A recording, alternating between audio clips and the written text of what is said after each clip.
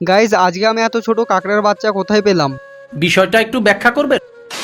ব্যাপারটা হলো যে আজকে যখন আমি সকালবেলায় ঘুম থেকে উঠে পড়তে বসবো, তখন তো এই ছোট বোনটা আমার কাছে এসে বললো যে ও নাকি কোথা থেকে কাঁকড়া ধরে এনেছে। তাই আমি ভাবলাম যে চলো তোমাদের মাঝেও এই ভিডিওটা শেয়ার করি। এই দেখো, এখন তোমরা কাঁকড়ার বাচ্চাটা হয়তো দেখতে পারছো। ভিডিওতে এই কাঁকড়ার বাচ্চাটা অনেকটা বড় দেখালেও বাস্তবে কিন্তু এটা অনেক ছোট। কাঁকড়াটা দেখার পর ঘরে এসে দেখি ঘরটার অবস্থা এখন অনেকটাই খারাপ। অ্যাকচুয়ালি ছোট বোনের বিয়ের পর তো ঘর গোছানোর দায়িত্বটা এখন আমার ঘাড়েই পড়ে গেছে। আর আজকে যেহেতু আমার ছোট বোন এবং বোনা আসবে, তাই আমি ঘরটাকে ভালো করে ঝাড়াঝুড়ু করে নিচ্ছিলাম। ঝাড়াঝুড়ুর পর তো একটা সুন্দর চাদর বিছিয়ে দিলাম। এখন তো বোন এবং বোনায় চলেও এসেছে, কিন্তু ব্যাপারটা হলো যে আমার বোন নাকি ওর বাড়িতে ফোনটাকে রেখে এসেছে। তাই আর কি বোনের বাইকটা নিয়ে এখন চলে এসেছিলাম বোনদের বাড়িতে। ফোন এবং তার সাথে আরো দুটো জিনিস নিয়ে তো আমি বাড়ি চলে আসলাম। আর আজকের ওয়েদারটা তো তোমাদের দেখাতে হয়, কারণ 2 দিন আগে যে পরিমাণে বৃষ্টি হচ্ছিল, আর আজকে তো কত সুন্দর আকাশটা চিকচিক করছে। যাই হোক, তারপর তো আমি আর কোনো রকম ব্লগ বানাইনি। আর এখন বিকেল বেলায় আসলাম একটু পাড়ার ছেলে পেলেদের ক্রিকেট খেলা দেখতে। বেশ কিছুক্ষণ ক্রিকেট খেলা দেখার পর এখন যাবো একটু কোথাও ঘুরতে। এই 3টে বাইক নিয়ে তো এখন আমরা ঘুরতে যাব। বেশ কিছুক্ষণ ধরে এদিক সেদিক ঘোরার পর একটি জায়গায় এসে দাঁড়ালাম। যাই হোক, এখন তো আমি ঘোরাঘুরি করি, আর তোমরা এমন মিনি ব্লগ দেখার জন্য চ্যানেলটা আমার সাবস্ক্রাইব করে নাও ভাই।